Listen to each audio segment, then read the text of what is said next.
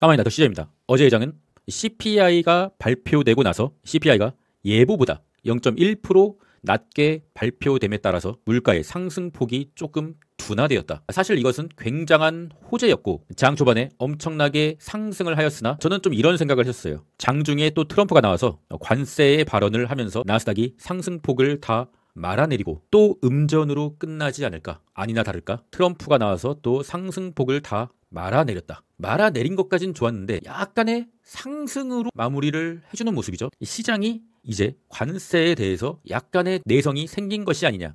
그렇다고 해서 이제 반등이라고는 보진 않으나 그래도 급락을 연속적으로 도대체 며칠을 했는데 급락을 멈춘 것만으로도 상당히 의미가 있다. 그렇게 보고 있습니다. 그리고 오늘 밤에 연속 실업수당 청구 건수 그리고 생산자 물가지수 PPI 발표가 있는데 어제 CPI가 잘 나왔기 때문에 PPI도 같이 잘 나와주면은 오늘도 상승분을 반납하겠지만 그래도 급락은 안 하지 않을까. 이렇게 물가가 둔화되는 모습은 조금 긍정적으로 해석될 수 있지 않을까. 그런데 실업 청구 건수가 약간 문제예요. 최근의 기조는 배드 이즈 굿, 굿 이즈 배드 이런 식으로 약간의 방향성이 있는 시장을 계속적으로 보여줬는데 2월 달부터 트럼프의 관세가 시작되면서 방향성이 없다. 그냥 뭐가 나와도 트럼프만 나왔다 싶으면 바로 그냥 내린다. 트럼프가 과연 나스닥을 22년과 같은 하락장으로 만들까? 만들 수도 있을 것 같다는 생각이 조금씩 들기 시작했어요. 기존에는 그래도 한 나라의 대통령인데 과연 미국 경제를 망가뜨리면서까지 자신의 정책을 펼칠까? 그랬는데 트럼프는 노빠꾸더라고요. 노빠꾸. 그렇기 때문에 현재의 트레이딩의 자세, 트레이딩의 방법에 대해서 오늘은 좀 제 개인적인 생각을 설명드릴까 합니다. 공포지수는 별로 오르지도 않았는데 벌써부터 20. 체감은 한 15 정도 된다. 그런데 20이다. 푸드앤크롭션이 다시금 0.82로 약간 미세하게 오르고 있는 것은 상당히 좀 여전히 좋지가 않다라고 판단하고 있습니다. US100 나스닥 지수 어제 약간의 상승을 보여줬으나 현재 주간장에서 어제의 상승을 모두 반납 중입니다. 상당히 좋지가 않죠. 캔들이 급락, 검정색 급락의 채널에서 옆으로라도 좀 벗어나줘야 그래야 200일선이라도 좀 터치하러 올라갈 수 있을 텐데 채널 안에 있으면은 여기서 이렇게 쭉 내리고 다시 한번 반등을 줬다가 또 쭉 내리고 반등을 줬다가 쭉 내리고 이렇게 계속 내리는 거예요. 끝없이 내리는 거죠. 이 채널을 횡보라도 좋으니 좀 옆으로 벗어나야 됩니다. 그래야 뭘 좀 해볼 수 있는 장입니다. 그렇기 때문에 현재 트레이딩의 자세는 전체 시드에 아주 미세한 금액으로 그냥 단기 매매만 해야 될 때입니다. 절대로 강하게 물을 타게 된다면 그 시드가 다 갈려나갈 수 있기 때문에 지금 저점이 잡힌 상태에서 물을 타더라도 타야지 저점이 잡힌 상태가 아닌 상황에서 물을 타게 되면 굉장히 좀 힘들어질 수가 있거든요. 완전히 초장기 투자로 갈 수가 있다. 특히나 레버러지라면 엄청나게 22년과 같은 최악의 상황도 발생될 수 있기 때문에 반드시 시드를 남겨둬야 됩니다. 시드를 무조건 아껴야 된다.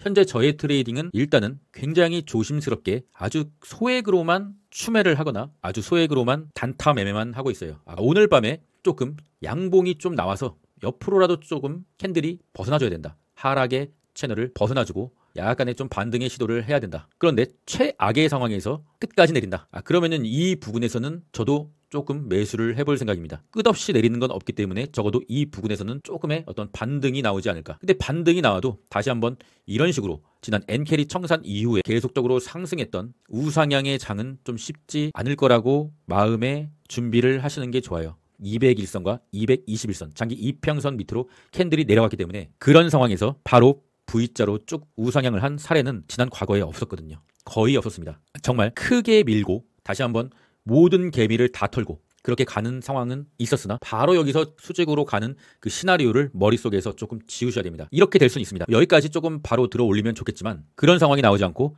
끝까지 밀어버린다. 끝까지 밀어버리면은 여기서는 진짜 반등이 나올 거라 생각해요. 근데 반등이 나와도 장기 상승의 채널 검정색까지만 반등이 나오고 또다시 밀어버리고 개미를 다 죽이고 아주 미세하게 상승을 한다. 이런 시나리오를 좀 저는 보고 있습니다. 굉장히 좀 여러분이 생각하시기에 비관적인 시나리오라고 생각하실 수가 있으나 사실상 어쩌면 이게 나아요. 바로 끝없이 하락장으로 갈 수도 있는 절체절명의 위기. 그런데 트럼프가 과연 25년의 하락장으로 나스닥을 만들 것이냐 그렇게 생각하고 있지 않기 때문에 그 다음 최악의 시나리오인 이런 뷰를 보고 있는 것입니다. 조심해서 나쁠 건 없거든요. 주식시장엔 어떤 일이든 일어날 수 있기 때문에 그렇기 때문에 계속적으로 말씀드리고 있어요. 시드를 아껴라. 시드가 남아있으면 나중이라도 긴 시간이 흐르더라도 살아남을 수가 있다. 하지만 모든 시드를 다 써버리면 그때는 어쩔 수 없이 손실금을 줄이기 위해서라도 손절을 감행해야 된다. 특히 레버러지 투자자라면 현재는 레버러지 투자를 굉장히 극도로 줄여야 할 때며 아싸리 본주를 매수하는 것도 괜찮아 보인다. 이런 시나리오죠. 2018년 10월 미중 무역 전쟁, 이때도 트럼프였고 트럼프가 하락장으로의 전환은 시키지 않았다. 물론 3개월 동안의 이 하락장을 보여주긴 했으나 장기 하락장의 상황으로 이끌진 않았다. 밀어버리고 기술적 반등, 다시 한번 밀어버리고 기술적 반등, 다시 한번 밀어버리고 드디어 중앙 이평선을 하늘로 돌리는 반등의 장. 이해되시나요? 쭉 밀어버리고 기술적 반등, 다시 한번 쭉 밀어버리고 개미를 다 죽이고 다시 한번 반등의 장. 그렇게 되면 중앙 이평선은 밀리다가 약간의 평평해졌다가 쭉 밀렸다가 여기서부터 이렇게 되겠죠. 반등의 장. 이런 시나리오를 여러분들께 말씀드리고 싶진 않았으나 주식을 함에 있어서는 항상 최악의 시나리오를 가지고 무지성 상승 롱 가즈아, 이제 난 부자가 될 거야. 그런 시나리오는 굉장히 위험한 시나리오예요. 무조건 최악의 시나리오를 그리고 자신의 시드를 관리하면서 버텨내야 이 시장에서 퇴출되지 않을 수가 있다. 뭔 말인지 아시겠죠? TQQQ. TQ 같은 경우는 평단이 낮은 23년 또는 24년 초까지의 가격을 유지하시고 있는 장기 투자자의 경우에는 굉장히 좀 지금 힘든 시간을 보내고 계실 텐데 어쩌면은 조금 세배 레버리지의 비중을 조금 줄이시는 것도 개인의 성향에 따라서 필요한 순간입니다. 반등이 오면요. 기술적인 반등이 오면은 리스크 회피를 위해서 그런 결단도 필요한 순간이라고 보고 있어요. 반도체. 반도체는 상당히 좀 추세가 완전히 무너진 거죠. 무너졌고 기술적인 반등이 오면은 물량을 좀 줄여야 된다. 어쩔 수 없다. 리스크 회피를 해야 된다. 테슬라는 계속된 하락의 채널 후에 급락의 채널. 어제 조금 약반등을 해줬는데 그저께의 장대 음봉을 넘지 못했다. 여기를 좀 돌파를 해줘도 될랑말랑한 상황에서 장대 음봉의 시초가를 돌파하지 못했다. 테슬라도 나스닥과 똑같은 거죠. 급락의 채널. 이 급락의 채널을 횡보를 해서 옆으로라도 좀 넘겨줘야 그래야 첫 번째 하락의 채널, 이 파란색까지라도 도달할 수가 있겠다. 현재 저는 테슬라 TSLL에 조금의 좀 물려있는 상황인데 그렇게 큰 매수는 하지 않았고 약간의 좀 물려있고 테슬라 본주 같은 경우는 작년에 매수를 하고 단 한 번도 추매를 하지 않았기 때문에 아직도 그래도 수익권이긴 합니다. 수익권이긴 한데 수익금이 많이 깎인 상태죠. 그것은 근데 테슬라 본주는 평단이 좀 상당히 낮기 때문에 뭐 계속적으로 홀딩할 생각이에요. 그 수익금을 전부 반납한다고 해도 계속적으로 홀딩을 할 상황이고 그 수익금을 전부 다 반납하지는 않을 거라고 생각하고는 있습니다. 그러나 여기서 중요한 것은 테슬라 레버리지, TSLL 이런 거를 지금 매수하신 분들은 저도 일단 매수는 했는데 약간의 좀 사팔사팔을 해야 되지 않을까. 다른 계좌로 TSLL을 매수를 해서 수익이 나면은 매도를 하고 그 수익이 난 만큼 약간의 본 계좌에 물려있는 TSLL을 조금씩 덜어내는 부분 손절. 이런 것도 좀 계좌 관리를 위해서 좀 필요해요. 왜냐하면 계속적으로 물을 타게 되면은 모든 시대가 갈릴 수가 있기 때문이죠. 하여튼 테슬라는 그래도 이 전저점, 그저께의 급락, 이 전저점을 깨지만 않으면은 조금 약간의 어떤 미세한 희망은 조금 보이기 시작한다. 테슬라는 개잡주다. 개슬라. 편하지 않네요. 테슬라에 강한 믿음이 없으시면은 앞으로는 테슬라를 절대 매수하지 마세요. 코인의 공포지수는 체감은 0인데 45. 왜 이렇게 올랐는지 저도 잘 모르겠습니다. 코인베이스 일봉입니다. 코인베이스도 상당히 추세적으로는 무너졌다.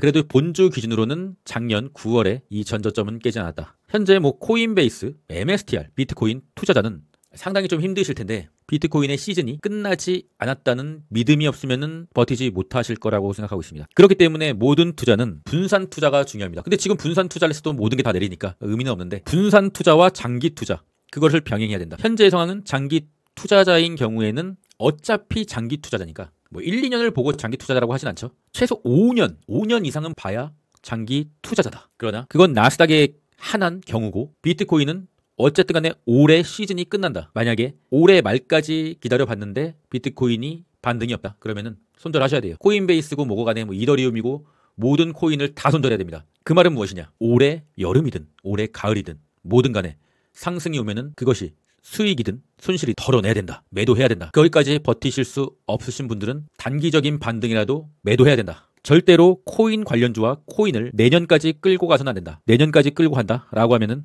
4년을 기다려야 된다. 절체절명의 위기다. MSTR은 코인베이스보다 조금 상황은 나요. 그래도 초장기 추세선은 깨지 않았기 때문에. 하지만 계속적으로 저점이 낮아지고 있는 상당히 좋지 않은 패턴. 그나마 비트코인은 그저께 저점을 보이고 테슬라처럼 약간의 반등은 해줬지만 전혀 의미는 없죠. 중앙 이평선이 내려오고 있다. 여기서 제가 영상에서 말씀드렸을 거예요. 내려오고 있는 이평선. 캔들이 이평선에 닿으면은 다시 내려올 수가 있다. 시간이 지나서 캔들이 올라와서 중앙 이평선에 또 닿으면은 다시 내린다. 계속 내린다.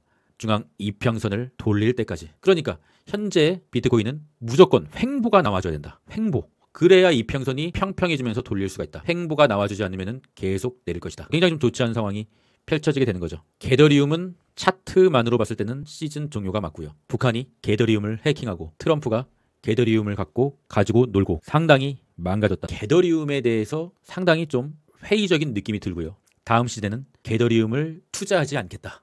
더 시리어스 멤버십에는 현재 UDT 국장에서 조금이라도 단타 매매를 계속적으로 좀 하고 있어요. 사실 저는 국장의 단타 매매 같은 경우는 거의 패배를 하지 않거든요. 왜냐? 단타만 하니까 계속적으로 홀딩을 하는 매매를 하지 않고 상승의 가능성이 있는 종목을 골라서 작은 상승을 먹고 아니다 싶으면 빠르게 손절을 하는 매매를 합니다. 국장은 원래 그렇게 하는 거니까 좀 그런 매매를 하고 있는 국장의 UDT. 그리고 그래도 23년과 24년에 상당히 좀 큰 돈을 벌었던 장교 멤버십을 가지고 있습니다. 주식의 사이클은 돌고 도니까 다시 한번 상승장으로 도래한다면 저는 여전히 자신이 있습니다. 나스닥이 시간은 꽤 걸리겠지만 다시 상승으로 턴을 하게 되면 누구보다 빨리 말씀드리도록 하겠습니다. 관심 있으신 분들은 고정 댓글 링크를 확인해 주시고요. 넘어진 그 자리가 눈물 흘린 그 자리가 포기하려 했던 그 자리가 새로운 출발점입니다. 시작하는 순간 모든 일이 가능해집니다. 당신이니까 가능합니다. 오늘도 당신을 믿습니다. 어차피 주식은 평생 해야 되니까 항상 조심조심해서 시드를 잘 관리하시고요. 현금 비중은 반드시 가져가야 됩니다. 그러다 보면은 긴 시간이 흐른 뒤에 다시 상승장이 오고 그때 다시 한번 시드를 불릴 수 있는 상황이 올 거고요. 현재 가장 중요한 건 멘탈 관리와 리스크 관리입니다. 그럼 전 끝까지 하겠습니다. 이상입니다.